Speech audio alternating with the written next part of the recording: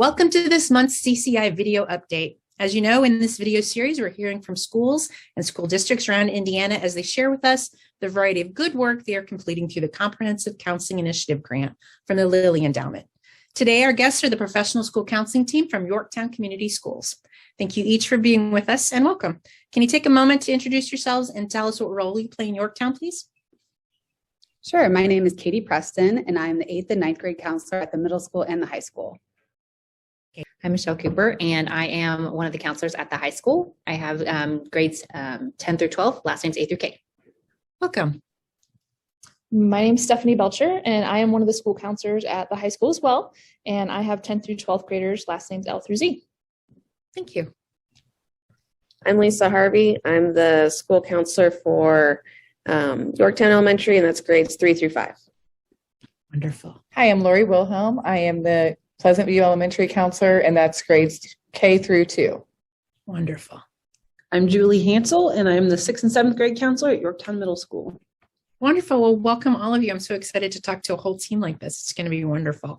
Katie, let's go ahead and start with you. What comprehensive counseling model or framework did Yorktown select for your school counseling program, and how is that implementation going? How's the model progressing? We have chosen to use the ASCA national model, using the framework and the strategies and practices involved with that. It's going pretty well. Actually, we are in the process of applying for RAMP, which is national certification of our counseling program. We will submit all of that paperwork in October. And currently, all of our schools are working through this process, working together. They're actually a framework with Kelly and Matt, who have been wonderful to help guide us through. We've been shortcut a couple times, but that's okay. We'll work our way through this process and hopeful that all of us will be successful in applying for that process in October. Could someone tell us about any strategies or activities that you're most excited about as you're working through this grant, and how has the work that you've been doing helped you move closer to becoming a comprehensive program? So we at the high school are very excited to have more of an understanding, our students to have more of an understanding when they come to us about career development, and our K through 8 set has been able to add additional resources in and lessons to help the students kind of understand a little bit more about what that looks like, because we think that, you know, when students have a purpose, that they're able to set goals and they're able to plan with fidelity. That's wonderful. And did you use a program that was already established, or did you create something of your own? We have some already established stuff that we're using, some homegrown items as well. And maybe, I don't know if one of the other buildings wants to talk about their specific programming and some of the videos that they've been doing with outside agencies. So at the middle school level, we have been utilizing resources in our community, and we've been having speakers create videos for us. So this year we're focusing on 5 different career pathways, and then we have 3 different speakers that we kind of put into a video together, and then we do homeroom lessons and present that to the students. So it's been going really well. That's wonderful. How are your students responding to that? I think they've actually really liked it. It's sparked a lot of conversations between, you know, us with the students, with teachers and students, and just maybe even thinking about careers that they haven't ever thought about.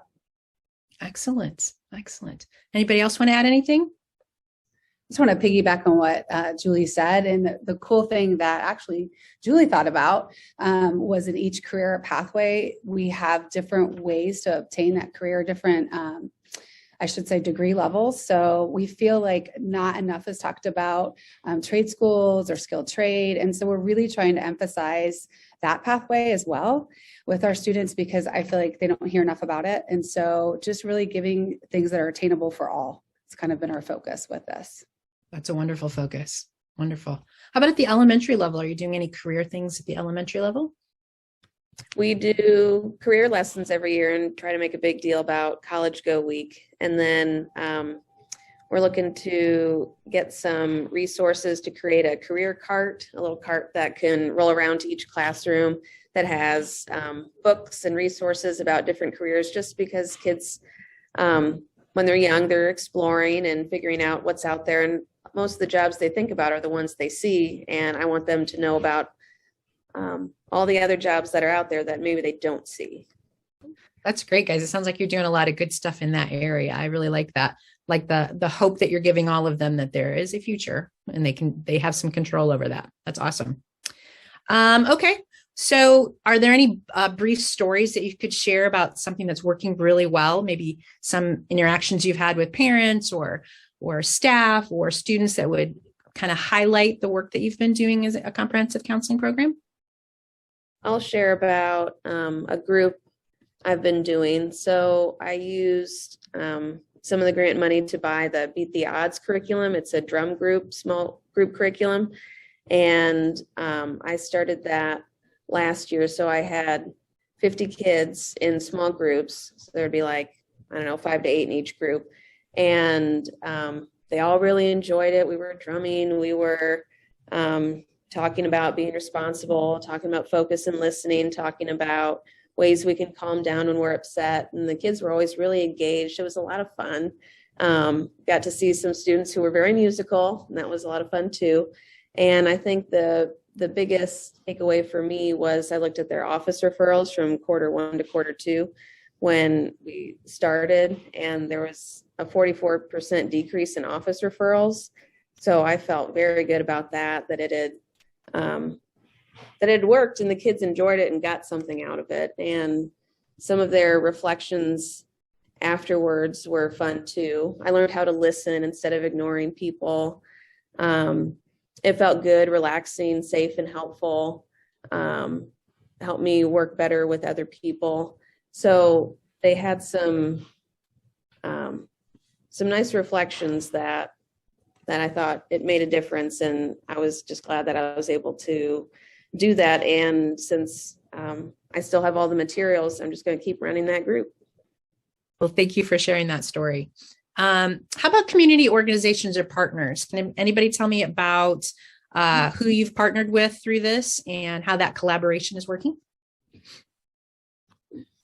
I can go on that one. Through our grant, actually, it was written as a county coalition, so almost every school in our county participated in that and also wrote the grant as well. And so through that, we've had the Delaware County Coalition and have had huge counselor meetings and other community partners involved in those meetings as well. So it's just been really nice to be able to bounce different ideas off of other school corporations and other resources within the community as well. So that's wonderful. Can you tell me about some non-school partners that you have?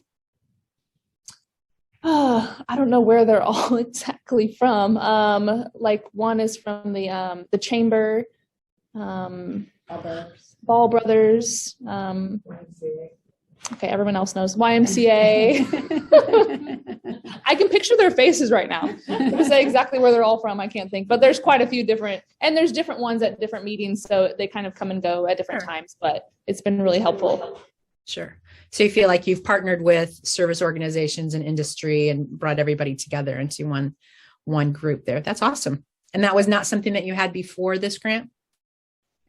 No. That's good growth. That's great. Awesome. I'm glad you can see some benefit to that. Okay.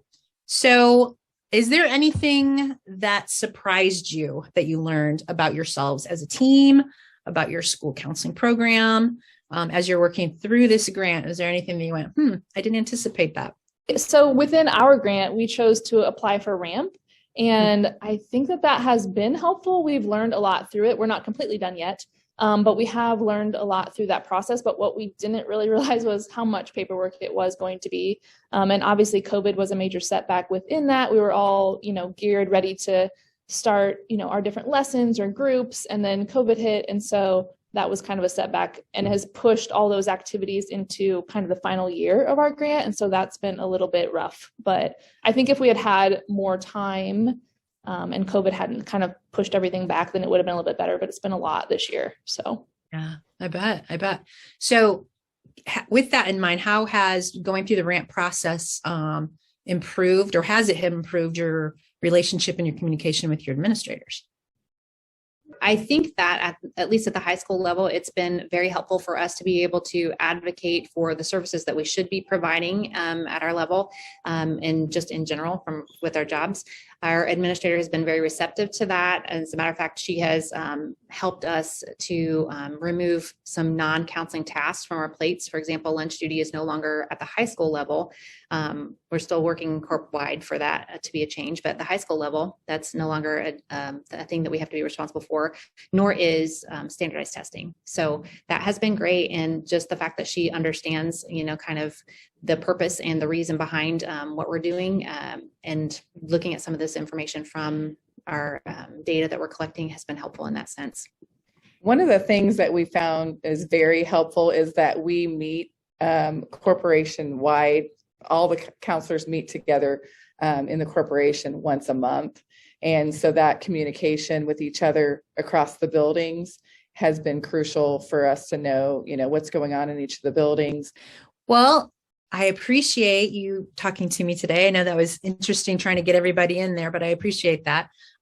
Is there anything that we've left out, anything that really stands out to you, like this was really good for us, or this is something that we still need to work on that you would like to share? I think one of the things that we did not cover was sustainability, because I think that's pretty big with this grant that we received.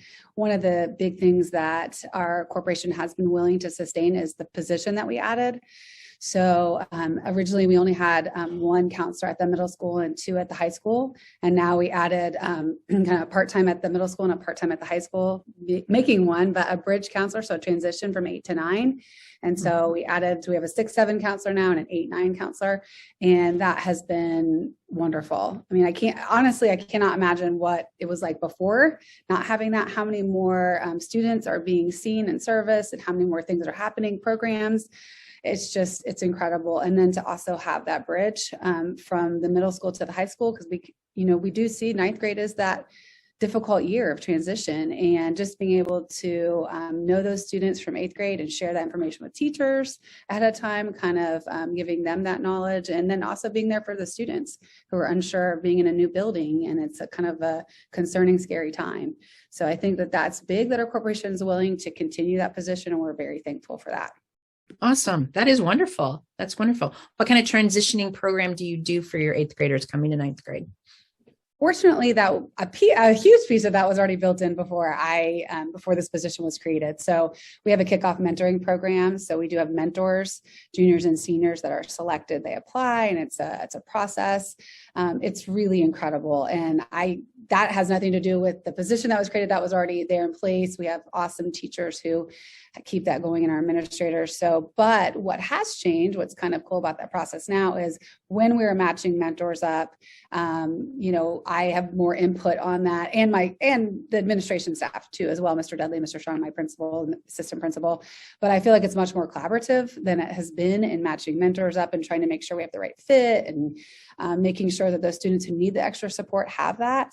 So I really feel like the communication is there that has not been there before, and also just the knowledge of understanding the students better than we had before too. That's wonderful.